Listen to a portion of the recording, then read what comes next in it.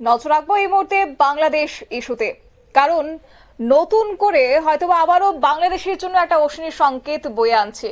ইতিমধ্যেই জারির রাখছে প্রধান উপদেষ্টা অর্থাৎ মোহাম্মদ ইউনূসের চায়ের আমন্ত্রণ প্রত্যাখ্যান করেছে বাংলাদেশের সেনা প্রধান ওয়াকার উজ্জামান। এমনটাই কিন্তু জানা গেছে, প্রধান উপদেষ্টা ডক্টর ইউনূসের চায়ের আমন্ত্রণ প্রত্যাখ্যান করলেন বাংলাদেশের সেনা প্রধান।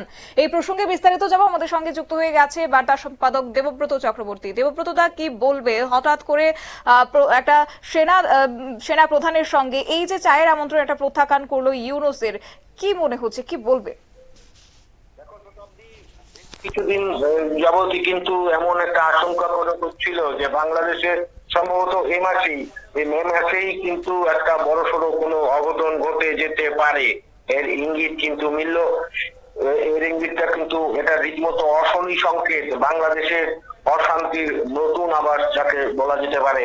প্রধান উপদেষ্টা ডক্টর ইউনূসের চায়ের আমন্ত্রণ প্রত্যাখ্যান করেছেন বাংলাদেশের সেনাপ্রধান ওয়াকারুজ্জামান। তার এই চায়ের এই আমন্ত্রণ প্রত্যাখ্যান কিন্তু যথেষ্ট তাৎপর্যবাহী। আসলে দীর্ঘদিন যাবতই কিন্তু ওয়াকারের সঙ্গে তোমার একটা সমস্যা চলছিল সেনাপ্রধানের। সমস্যার এই কারণে কিন্তু তোমার ইউনূস বিব্রত ছিলেন। আসলে এই দূরত্বের একটা কারণও রয়েছে। সেনাপ্রধান কিন্তু বাংলাদেশবাসীকে কথা দিয়েছিলেন যে এই যখন শেখ হাসিনা বাংলাদেশ ত্যাগ করেন তখন বাংলাদেশের সেনা অভ্যুত্থানের বিরুদ্ধে তিনি সচেতন থাকবেন এবং অবশ্যই বাংলাদেশের একটা গণতান্ত্রিক পরিবেশ বজায় রাখার তিনি একটা চেষ্টা করবেন। সেই কথা অনুযায়ী কিন্তু সেনাপ্রধান ওয়াকারুজ্জামান তার দায়িত্ব পালন করে চলছেন। এবং যে অবস্থাটা এখন তৈরি হয়েছে, দীর্ঘদিন যাবৎ কিন্তু একটা দূরত্ব তৈরি হয়েছে সেনাপ্রধানের সঙ্গে মোহাম্মদ ইউনূসের, যে কারণে যেভাবে বর্তমানে বাংলাদেশে চলছে একটা বিব্রতকর পরিস্থিতি, একটা দূরত্ব তৈরি হয়েছে, সেটা বোঝা যাচ্ছিল। একটা চাপও সম্ভবত রয়েছে, অন্যান্য রাষ্ট্রের একটা চাপও থাকতে পারে সেনাপ্রধানের। তোমার মনে আছে নিশ্চয়ই, এবং যারা বিশ্ববাসী দেখেছিলেন সেদিন তোমার এই বাংলাদেশের তৎকালীন প্রধানমন্ত্রী শেখ হাসিনার বাংলাদেশ ত্যাগের সময়কালে একটা গুরুত্বপূর্ণ ভূমিকা পালন করেছিলেন সেনাপ্রধান, কিন্তু পরবর্তীতে তিনি কিন্তু সেভাবে মোহাম্মদ ইউনূসের কাছ থেকে সেভাবে তিনি কিন্তু তার সাড়া পাননি। এবং বর্তমান যে পরিস্থিতি চলছে, মোহাম্মদ ইউনূস তিনি নিজের মর্জি মাফিক বাংলাদেশ পরিচালনা করছেন। চলছে তোমার খুন সন্ত্রাস। একেবারে দেবব্রত, আমি তোমাকে থামাবো, একটু তোমার কাছে যাব, কিছুক্ষণ পর তোমার কাছে পুনরায় যাব, কিন্তু ইতিমধ্যে আমাদের সঙ্গে যুক্ত হয়ে গেছে বিশিষ্ট সাংবাদিক মানস পাল। শুরুতে আপনাকে নিউজ ভ্যানগার্ডে ল্যাবে স্বাগত। একদিকে বাংলাদেশের এই পরিস্থিতি, অন্যদিকে এবার বাংলাদেশের সেনা প্রধান জেনারেল ওয়াকার উজ্জামান তিনি প্রধান উপদেষ্টার চায়ের আমন্ত্রণ প্রত্যাখ্যান করলেন। এই বিষয়টাকে কিভাবে দেখছেন আপনি? জেনারেল ওয়াকারুজ্জামান চায়ের হিসেব অ্যাকসেপ্ট করেননি চিফ অ্যাডভাইজারের কাছ থেকে, এই খবরটা আমার কাছে নেই। তবে এতটুকু আমি বলতে পারি যে জেনারেল ওয়াকারুজ্জামান একটু আছেন, ক্ষুব্ধ আছেন এই গভর্নমেন্টের প্রতি, পার্টিকুলারলি যেভাবে তাদের যে NSA national security adviser Khalilur Rahman তিনি যেভাবে কাজ করছেন তাতে আমাদের কি বলে এই যে বাংলাদেশের জেনারেল ওয়াকারুজ্জামান খুশি নন। এবং এটা মূলত ওই যে রাখাইন প্রভিন্সের জন্য যে সেটা ওই যে করিডোরটা, রাখাইন করিডোর নিয়ে মূলত ক্ষোভটা ওনার বেশি। ওই নিয়ে আজকে একটা মিটিং গেছে বাংলাদেশে, মিলিটারি হেডকোয়ার্টার্সে, তাদের আর্মি হেডকোয়ার্টার্সে একটা মিটিং গেছে এবং সেখানে বাংলাদেশের জেনারেল ওয়াকারুজ্জামান তিনি স্পষ্টই বলেছেন যে যতদিন না পর্যন্ত বাংলাদেশে ইলেকশন হচ্ছে ততদিন পর্যন্ত এই রাখাইন দেওয়া যাবে না, করিডোর দেওয়া যাবে না। এবং তিনি এটাও ক্ষোভ প্রকাশ করেছেন যে বাংলাদেশে ফরেনার্সদের বাড়ছে, ইনফ্লুয়েন্স বাড়ছে। এখন প্রশ্নটা হচ্ছে ফরেনার্স বলতে তিনি চাইনিজ বা ইউএসএ বা এইগুলি বোঝাচ্ছেন, না খালিলুর রহমানকে বোঝাচ্ছেন, কারণ খালিলুর রহমান নিজে একজন আমেরিকান সিটিজেন বলেই শোনা যায়। তো এই নিয়ে একটু সমস্যা আছে তাদের মধ্যে। এবং যে জিনিসটা হয়েছে, এই জেনারেল আর্মি, বাংলাদেশের আর্মি জেনারেলের এই যে স্পষ্ট ভাষণ, যেটা হচ্ছে যে কোনোভাবেই এই যে রাখাইন করিডোর দেয়া যাবে না, তারপরই আমি দেখতে পাচ্ছিলাম কিছুক্ষণ আগেই, ঘন্টাখানেক আগেই, যে ডক্টর খালিলুর রহমান বলছেন যে না, এরকম কোনো কথা হয়নি আমাদের মধ্যে, যে রাখাইন করিডোর দেওয়া হবে এরকম কোনো কথা চলছে না, কারোর সঙ্গে হয়নি। শুধু ইউনাইটেড নেশনস বলেছিল যে তাদের রিলিফ মেটেরিয়াল যাতে রোহিঙ্গাদের কাছে পৌঁছানো যায়, এতটুকু। তো আমার কাছে মনে হচ্ছে যে এই ক্ষোভটা যত না ইসের সঙ্গে, যে ডক্টর ইউনূসের সঙ্গে চিফ অ্যাডভাইজার তার সঙ্গে জেনারেল ওয়াকারুজ্জামানের যত না দূরত্ব, তার থেকে বেশি সমস্যাটা হচ্ছে এই খালিলুর রহমানকে নিয়ে। ন্যাশনাল সিকিউরিটি অ্যাডভাইজারের সঙ্গে মিলিটারি জেনারেলের মিলছে না আলোচনায়। একেবারে। তবে আজকের যে বৈঠকের কথা আপনি বললেন, বৈঠকে আইন শৃঙ্খলা পরিস্থিতি নিয়ে একটা পর্যালোচনা বৈঠক হয়েছে বলেও কিন্তু খবর রয়েছে। তবে অন্যদিকে এই যে আজ সেনা প্রধানের সঙ্গে ডক্টর ইউনূসের একটা বিরোধ কিংবা মতবিরোধ সৃষ্টি হয়েছে, এতে করে এর পরিণতি আগামী দিনে কি হতে পারে বলে মনে করছেন আপনি? যে জিনিসটা অনেকেই বলছেন বা সন্দেহ করছেন যে মিলিটারি কু হয়ে যায় কিনা, আমি এরকম দেখছি না কিছু। কারণ আজকেও জেনারেল ওয়াকারুজ্জামান স্পষ্ট বলেছেন যে ইলেকশন হতে হবে, ইলেকশনটা চাই, যেভাবেই হোক ফ্রি অ্যান্ড ফেয়ার পোলস হতেই হবে। হ্যাঁ, তো এবং সম্ভবত উনি একটা ডেটলাইনও বলছেন যে যেভাবেই হোক জানুয়ারি 1 তারিখের মধ্যে ইলেকশনটা, elected government should be in the power by January 1। হ্যাঁ, ফ্রি অ্যান্ড ফেয়ার পোস্টটা করতে হবে। মিলিটারি জেনারেল তাদের যে জিনিসটাতে খুব প্রেসার দিচ্ছেন, এমফেসিস দিচ্ছেন, সেটা হচ্ছে যে ইলেকশনটা যত তাড়াতাড়ি করে নাও, কারণ এইসব আর্মি, বাংলাদেশের ল অ্যান্ড অর্ডারটা এখন আসলে বাংলাদেশ আর্মিকেই দেখতে হচ্ছে। তো আমি তো আমার আর্মি জওয়ানদের এভাবে রাখতে পারি না বাইরে, তাদের ব্যারাকে ফিরে আসতে হবে, যেভাবেই হোক ইলেকশনটা করো। তো যাই হোক, উনি প্রেসার সৃষ্টি করছেন একটা দুটো দিক। একটা হচ্ছে ডক্টর খালিলুর রহমানের সঙ্গে, এনএস এর সঙ্গে তার বিরোধ, আরেকটা হচ্ছে ডক্টর ইউনূসের উপর ওনার প্রেসার ইলেকশন করানোর জন্য। তো ইলেকশনটা হয়ে গেলে আমার মনে হয় জেনারেল ওয়াকারুজ্জামান একটু শান্ত হবেন, কোট আনকোট। কারণ তিনি আজকে যে কথাবার্তা বলছিলেন, তুমি উল্লেখ করেছো যে এই যে ল অ্যান্ড অর্ডার, হ্যাঁ, তিনি এটা উল্লেখ করেছেন আজকের এই মিটিং এ, তাদের মিলিটারি হেডকোয়ার্টার্সে এটা হয়েছে। এই বিভিন্ন ধরনের প্রশ্ন উনি তুলতেন আজকাল। তো দেখা যাক, কিন্তু মিলিটারি কু হওয়ার কোনো সম্ভাবনা নেই, যদিও অনেকেই আশঙ্কাটা করছেন বা সম্ভাবনা দেখছেন বা এই ধরনের ইঙ্গিত দেওয়া হচ্ছে বিভিন্ন ভাবে। কিন্তু আমার মনে হয় না বাংলাদেশে মিলিটারি কু হবে। ওয়াকারুজ্জামান এই ধরনের কোন ডিসিশন নেবেন বলে আমার মনে হয় না। Is a very apolitical kind of military general, এবং উনি স্পষ্ট বক্তা বলেই আমার মনে হয়, এবং উনি চাইছেন ইলেকশনটা হয়ে যাক বাবা। একদিকে সেখানে জাতীয় নিরাপত্তা উপদেষ্টা অর্থাৎ ডক্টর খালিলুর রহমান তিনি, এবং অন্যদিকে যে সেনা প্রধান, তারাও চাইছেন যে জাতীয় ইলেকশনটা যাতে খুব তাড়াতাড়ি হয়ে যায়। কিন্তু অন্যদিকে ইউনূস তো রীতিমতো সেটাকে পিছিয়ে নেওয়ার চেষ্টা করছে। তবে সেক্ষেত্রে আগামী দিনে কি মনে হচ্ছে যে সেনা অভ্যুত্থান কি আদৌ বাংলাদেশে হতে পারে? আমি তো আগেই বলে দিলাম, এর আগে তো আমি বলছি যে সেনা অভ্যুত্থানের কথা, যে পূর্বতা অনেকেই ইঙ্গিত দিচ্ছেন, সম্ভাবনা দেখছেন অথবা আশঙ্কা করছেন।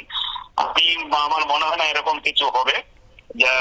ওয়াকারুজ্জামান খুব স্পষ্ট বক্তা, এবং স্পষ্ট বলছেন ইলেকশন চাই। যে কথাটা আগে বললাম, আমি আর এটা রিপিট করতে চাইছি না। তো উনি স্পষ্ট, আমি কোনো অভ্যুত্থানের কোনো সম্ভাবনা দেখছি না, কোনো এই ধরনের কোনো আশঙ্কা নেই। উনি ডেট বেঁধে দিয়েছেন অলরেডি। উনি বলছেন যে জানুয়ারি 1 তারিখের মধ্যে, আগামী বছর জানুয়ারি 1 তারিখের মধ্যে ইলেকশনটা করে ফেলো বাবা, ফ্রি অ্যান্ড ফেয়ার ইলেকশন চাই। কারণ আমি আমার এই আর্মি জওয়ানদের বাইরে রাখতে পারছি না এতদিন ধরে, তোমাদের ল অ্যান্ড অর্ডার সামলানোর জন্য, পুলিশের কাজ করার জন্য। এই জিনিসটা Wakeruzzaman, as far as we understand, he is a political তো ওনার এরকম অভ্যুত্থান করার কোনো ইচ্ছে টিচ্ছে আছে বলে তো ইঙ্গিত পাচ্ছি না, এটলিস্ট আমি পাচ্ছি না। অন্যরা কি ভাবছেন আমি জানি না। একেবারে অসংখ্য ধন্যবাদ আপনাকে সময় দেওয়ার জন্য। আমাদের সঙ্গে ছিল বিশিষ্ট সাংবাদিক মানস পাল। তিনি বিস্তারিত বিষয় তুলে ধরেছেন। তবে ইতিমধ্যে বাংলাদেশের পরিস্থিতি অত্যন্ত জবুথবু। তারই মধ্যে দেশের আইন শৃঙ্খলা নিয়েও একটা উচ্চ পর্যায়ের বৈঠক হয়েছে প্রধান উপদেষ্টার সঙ্গে। তবে এই বিষয় প্রসঙ্গে পুনরায় আমরা চলে যাব। আমাদের সঙ্গে যুক্ত হয়ে গেছে পুনরায় বার্তা সম্পাদক দেবব্রত চক্রবর্তী। দেবব্রত দা, আবারও তোমার কাছে যাব, একই প্রসঙ্গে কি বলবে? দেখো, এক্ষেত্রে একটা বিষয় স্পষ্ট যে রহমান ওরফে রেজার রহমান এবং তোমার বাংলাদেশের সেনাপ্রধান ওয়াকারুজ্জামানের মধ্যে একটা বিরোধ তৈরি হয়েছে এবং এটাকে ইন্ধন দিচ্ছেন অবশ্যই এক্ষেত্রে বাংলাদেশের প্রধান উপদেষ্টা ইউনূস। এই কারণেই কিন্তু উল্টো একটা তোমার একটা বিপরীত পরিস্থিতি তৈরি হয়েছে, যে কারণে এখন গোটা বাংলাদেশবাসী একটা উৎকণ্ঠার মধ্যে ঢাকার কিন্তু পরিস্থিতি তৈরি হয়ে গেছে। যে কথাটা আমরা একটু আগেও বলছিলাম, আমরা আলোচনা করছিলাম যে বাংলাদেশ একটা বর্তমানে উদ্বেগজনক পরিস্থিতির মধ্যে রয়েছে। দেখো, একটু আগে মানুষরা কথা বলছিলেন, অত্যন্ত বাস্তব যে সেনাবাহিনী প্রশাসনিক কাজে রাস্তায় তারা পাহারা দেবে, এটা হয় না, এটা হতে পারে না। এভাবে সেনাবাহিনীকে সাধারণ প্রশাসনের কাজে নিয়োগ করা মোটেও তোমার ঠিক না। এই পরিস্থিতিতে অবশ্যই নির্বাচনটা জরুরি, যেন পুলিশের উপর পুরো প্রশাসনিক তোমার নির্ভর যে কাজকর্ম, সেটা পুরো দায়িত্ব যেন পুলিশের কাজে যায়। কিন্তু আমার মনে হয় এবং বিশেষজ্ঞরাও মনে করছেন যে প্রধান উপদেষ্টা নির্বাচন বিলম্বিত করে তিনি নিজের একটা প্রভাব তৈরি করার চেষ্টা করছেন। এমনকি একটা মহল থেকে তোমার কথা উঠে আসছে, গুঞ্জন চলছে, আলোচনা চলছে, জল্পনা উঠে আসছে যে বর্তমান প্রধান উপদেষ্টা ডক্টর ইউনূস তিনি কিন্তু বাংলাদেশের প্রধান যে মূল প্রধান রাষ্ট্রপতি, সংবিধানের যে প্রধান রাষ্ট্রপতি হওয়ার একটা স্বপ্ন দেখছেন, একটা তিনি জাল বুনছেন। এই ক্ষেত্রে তিনি সেভাবে তোমার খলিলুর রহমানকে কাজে লাগিয়ে, যেহেতু খলিলুর রহমানকে ন্যাশনাল সিকিউরিটি অ্যাডভাইজার হিসাবে সেনাপ্রধানের মাথার উপর বসিয়ে দেওয়া হয়েছে, বসানো ছিল আগে থেকে, তো সেই কারণে ওই দিক থেকে দেখা যে দ্বন্দ্ব তৈরি হয়েছে, সেখান থেকে কিন্তু একটা নতুন করে বিবাদ তৈরি হয়েছে। এখন আরো একটা যে বিষয় তোমার হতে পারে, দেখো আমরা দেখেছি বিভিন্ন রাষ্ট্রে সম্প্রতি ভারতের যে প্রতিবেশী রাষ্ট্রগুলো রয়েছে এর মধ্যে অবশ্যই পাকিস্তান এবং বাংলাদেশ। এক্ষেত্রে কিন্তু দেখা গেছে উভয় রাষ্ট্রের ক্ষেত্রে যখনই কোনো প্রধানমন্ত্রী বা প্রধান উপদেষ্টাই বলো, যদি তাদের ক্ষমতাচ্যুত হন, তাদের কিন্তু জেলবন্দি হতে হয়, তাদের কিন্তু কারারুদ্ধ হতে হয়। এই যে পরিস্থিতি, এটা যদি পুনরায় এই ইউনূসের ক্ষেত্রেও হয়, সেটাও কিন্তু অবিশ্বাস্য কোনো বিষয় নয়। এক্ষেত্রে একটা আন্তর্জাতিক ভাবে একটা রাজনীতি কিন্তু চলছে, একটা কূটনীতি চলছে। এই কূটনীতিতে যে জয় পাবে তাদেরই জয় হবে এবং তারাই ক্ষমতায় চলে আসবে। এক্ষেত্রে ভারত কিন্তু গোটা বিষয়টির দিকে নজর রাখছে। একটা আশ্চর্যের বিষয়, কিন্তু ভারত বর্তমানে পাকিস্তান নিয়ে তোমার অধিক নজরদারি থাকলেও বাংলাদেশের দিকেও কিন্তু দৃষ্টি নেই তা নয়, রয়েছে, কিন্তু চুক্তি করে রয়েছে। তবে মাঝে মধ্যে তোমার সামগ্রিক ব্যবস্থা গ্রহণ করছে। এই যেমন ধরো অতি সম্প্রতি বাংলাদেশে বা ভারতের স্থলবন্দর ব্যবহার করে বিভিন্ন আমদানি বিশেষ বিধিনিষেধ জারি করা হয়েছে। এই যে তোমার নজর রাখা, এত বড় একটা তোমার ঘটনার পর এরপর বাংলাদেশের দিকেও কিন্তু নজর রয়েছে, কি করে বাংলাদেশকে সাহায্য করা যায় সেই বিষয়টা কিন্তু ভারত খুব বুদ্ধিমত্তা সহকারে কূটনৈতিক ভাবে এটা মোকাবেলা করার চেষ্টা করছে। অবশ্যই ভারতের মতো শক্তিধর দেশ অযথা বলা পাঠাবে না। এবং একটা কথা কি, দেখো, এই ভারতের প্রত্যাঘাত, পাকিস্তানের উপর ভারতের প্রত্যাঘাত এবং শেখ হাসিনার বাংলাদেশ ত্যাগ, এসব ক্ষেত্রে কিন্তু বাংলাদেশের এবং পাকিস্তানের সংবাদ মাধ্যম তারা যা খুশি মিথ্যা অপপ্রচার করেছে, সেই দৃষ্টিকোণ থেকে কিন্তু ভারত মোটেও সেদিকে যায়নি। ভারত যা বলেছে স্পষ্ট বলেছে, মিথ্যা কোনো প্রচার করেই ভারতীয় সংবাদ মাধ্যমও কিন্তু সেই দায়িত্বটা যথাযথ পালন করেছে। এই ক্ষেত্রে বলতে হবে যে ভারতের যে ভূমিকা, অপপ্রচারের যে ব্যাপারটা কিন্তু ভারতের তরফে নেই, কিন্তু বাংলাদেশ যারা বাংলাদেশের কূটনৈতিক ব্যক্তিত্বরা আছেন তারা কিন্তু হিমশিম খাচ্ছেন। ভারত কখন কি ব্যবস্থা গ্রহণ করে ফেলে এই নিয়ে কিন্তু এখন তারা অধিক উদ্বিগ্ন। তবে এটা ঠিক, এই যে তোমার বাংলাদেশের সেনা প্রধানের এই চায়ের আমন্ত্রণ প্রত্যাখ্যান, ইউনূসের চায়ের আমন্ত্রণ যে তিনি প্রত্যাখ্যান করেছেন, এটা কিন্তু খুব তাৎপর্যপূর্ণ বিষয়। এ ধরনের এটা অসৌজন্যতা, অবশ্যই ইউনূসের প্রতি একটা অসৌজন্যতা। একজন রাষ্ট্রপ্রধানের এই ধরনের আমন্ত্রণ প্রত্যাখ্যান করা সেনাপ্রধানের, এটা অবশ্যই অসৌজন্যতা, এবং তার প্রতি যে কতটুকু রাগ বিরাগ থাকলে এই ধরনের ঘটনা ঘটতে পারে এটা কিন্তু এবার পরিষ্কার হয়ে গেল। সুতরাং এটা বলা যেতেই পারে বাংলাদেশের ক্ষেত্রে অশনি সংকেত। প্রধান উপদেষ্টা মোহাম্মদ ইউনূসের চায়ের আমন্ত্রণ প্রত্যাখ্যান করলেন বাংলাদেশের সেনাপ্রধান ওয়াকারুজ্জামান। এই ঘটনায় গোটা বিশ্ব জুড়ে একটা আলোড়ন পড়েছে, এবং কি হয় সেদিকে নজর রাখতে মানুষের কৌতূহল বেড়েছে, বাংলাদেশের দিকে মানুষ তাকিয়ে আছে। এটা আসলে তো একটা অশনি সংকেত, একটা অশান্তির বাতাবরণ চলছে এই তোমার বাংলাদেশে। যে অবস্থা বাংলাদেশে তুমি নিশ্চয়ই জানো, বাংলাদেশের খাদ্যাভাব, তোমার শিক্ষা ব্যবস্থা ভেঙে পড়েছে। আমরা আজকেও দেখছিলাম খবরে যে বাংলাদেশের যে স্বাস্থ্য পরিষেবা তা ভেঙে পড়তে পারে, এবং বাংলাদেশের একটা বিরাট অরাজক পরিস্থিতি তৈরি হতে পারে। এই অবস্থায় ইউনূসের কিন্তু অবশ্যই প্রত্যেক যারা কর্তা ব্যক্তিরা রয়েছেন, সেনা থেকে শুরু করে অন্যান্য উপদেষ্টা যারা রয়েছেন, তাদের নিয়ে সমন্বয় ভিত্তিতে একটা সঠিক সিদ্ধান্ত গ্রহণ করে এবং অতি সত্বর নির্বাচনটা করা উচিত।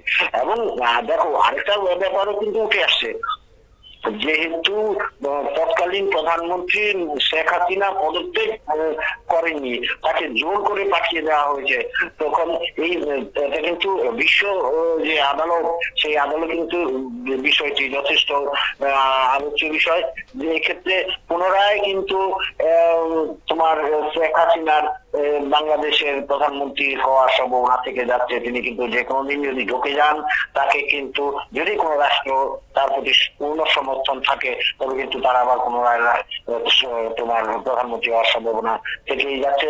এক্ষেত্রে ভারতের কি ভূমিকা থাকে সেটা এখন লক্ষণীয় বিষয়। ভারত অযাচিত ভাবে কোনো পদক্ষেপ গ্রহণ করবে না, সে ব্যাপারে সন্দেহের কোনো কারণ নেই। তবে যদি প্রয়োজন করে ভারত যে একটা শক্ত ভূমিকাও গ্রহণ করতে পারে, সম্প্রতি কিন্তু বেশ কয়েকটি ঘটনায় দেখা গেছে। শতাব্দী। একেবারে দেবব্রতদা, ধন্যবাদ।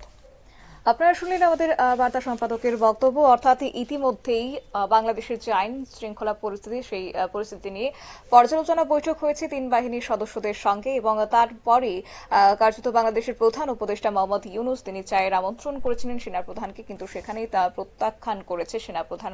অন্যদিকে তারা বলছেন যে অতি দ্রুত যেন জাতীয় নির্বাচন করা হয়। যদিও এই বিষয়কে কেন্দ্র করে একটা মতবিরোধ সৃষ্টি হয়েছে উপদেষ্টার সঙ্গে সেনাপ্রধানের, এবং তারপরে একটা বাংলাদেশ জুড়ে রীতিমতো কালো মেঘের কিংবা ইউনূসের জন্য একটা অশনির সংকেত বয়ে আনছে বলেও কিন্তু মনে করছেন ওয়াকিবহাল মহল। নিয়ে নিচ্ছি ছোট্ট একটি বিজ্ঞাপন বিরতির, সঙ্গে থাকুন।